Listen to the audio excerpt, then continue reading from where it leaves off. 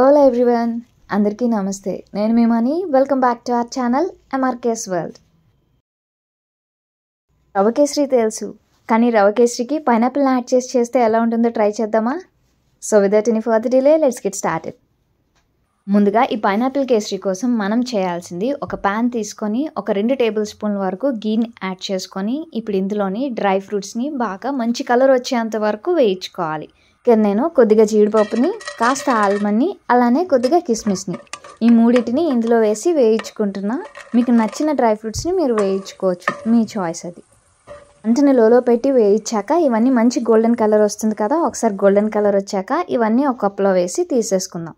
ఇప్పుడు ఇదే ప్యాన్లోని 1 కప్ వరకు రవ్వను వేసుకొని ఇప్పుడు దీన్ని కూడా మంచి గోల్డెన్ కలర్ వచ్చేంత వరకు వేయించుకోవాలి. మొదట్లోనే ఎక్కువగా నెయ్యిని తీసుకున్నాను కదా, సో మళ్ళీ నెయ్యిని ఇక్కడ యాడ్ చేయటం లేదు. మీకు కావాలి అనుకుంటే యాడ్ చేసుకోవచ్చు. ఈ రవ్వను కూడా చిన్న మంట పెట్టి ఒక 6-7 నిమిషాల పాటు వేయించామంటే మంచి గోల్డెన్ కలర్ వస్తుంది. అప్పుడు వరకు దీన్ని కూడా వేయించేసి ఒకసారి కలర్ చేంజ్ అవుతుంది కదా, కలర్ చేంజ్ అయ్యాక ఇప్పుడు ఈ రవ్వను కూడా ఒక ప్లేట్లోకి ట్రాన్స్ఫర్ చేసేసుకుందాం. ఒకసారి రవ్వను వేయించి తీసేసాక ఇప్పుడు ఇదే ప్యాన్లోని 1 టేబుల్ స్పూన్ వరకు నెయ్యిని యాడ్ చేసుకొని ఇప్పుడు ఇందులో ఒక 1/2 కప్ వరకు పైనాపిల్ ముక్కల్ని యాడ్ చేసుకుందాం. ఇప్పుడు ఈ పైనాపిల్ ముక్కలను కూడా ఇలా చిన్న మంట పెట్టి ఈ నెయ్యిలోని కాసేపు వేయించుకోవాలి. స్వీట్గా ఉన్న పైనాపిల్తో ట్రై చేయండి, టేస్ట్ ది బెస్ట్గా ఉంటుంది. ఒక 3-4 నిమిషాల పాటు ఇలా వేయించాక ఇప్పుడు ఇందులోని వాటర్ని యాడ్ చేసేద్దాం. నేను ఇక్కడ 1 కప్పు రవ్వకి 3 కప్పుల వరకు వాటర్ని తీసుకుంటున్నా. ఒక 3 కప్పుల వరకు వాటర్ని యాడ్ చేసేసాక అలానే ఇందులోని చిటికెడు కలర్ని కూడా యాడ్ చేసుకుంటున్నా. ఇది కంప్లీట్గా ఆప్షనల్. కలర్ యాడ్ చేయటం అనేది మీకు కావాలంటే యాడ్ చేసుకోవచ్చు, లేదంటే స్కిప్ చేసేయండి. ఇలా కలర్ని యాడ్ చేసి మిక్స్ చేసేసాక ఇప్పుడు ఇదంతా రోలింగ్ బాయిల్ అయ్యేంత వరకు బాయిల్ చేసుకోవాలి.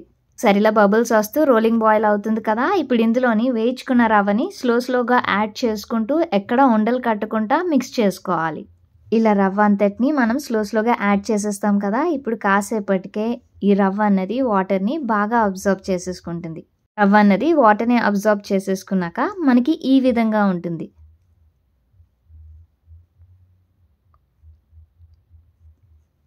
ఇందులో మనం నెక్స్ట్ ఇంగ్రీడియంట్ని యాడ్ చేసేసుకుందాం.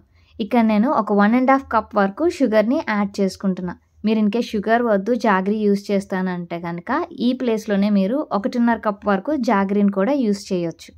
షుగర్ని యాడ్ చేసేసుకున్నాక ఇదంతా బాగా మిక్స్ అయ్యేలా కలిపేసుకుంటాం కదా, ఇప్పుడు కాసేపటికే మనకి కన్సిస్టెన్సీ అనేది ఈ విధంగా ఉంటుంది. ఇప్పుడు ఇందులోని ఒక 1/2 టీ స్పూన్ వరకు కార్డమమ్ పౌడర్ని, అలానే 1 టేబుల్ స్పూన్ వరకు నెయ్యిని యాడ్ చేసుకొని ఇంకొకసారి బాగా మిక్స్ అయ్యేలాగా కలిపేసుకొని ఇందులోని ఇప్పుడు వేయించుకున్న డ్రై ఫ్రూట్స్ని కూడా యాడ్ చేసేసుకొని ఇక స్టవ్ ఆఫ్ చేసి సర్వ్ చేసుకోవటమే. సరే, షుగర్ కరిగాక ఇవన్నీ త్వరగా యాడ్ చేసేసుకొని ఇక స్టవ్ ఆఫ్ చేసి సర్వ్ చేసుకోవటమే. లేట్ చేసే కొద్దీ ఈ కేసరి అనేది బాగా దగ్గర పడిపోతుంది, తర్వాత చల్లారుతున్న కొద్దీ కూడా ఇది బాగా గట్టిపడిపోతుంది. సో ముందుగానే చూసుకొని స్టవ్ ఆఫ్ చేసేసుకోవాలి. నచ్చితే కనుక మీరు కూడా ట్రై చేసి మీకు ఎలా కుదిరిందో కమెంట్ చేయండి. Thanks for watching. Please to like, share, comment and subscribe for more videos.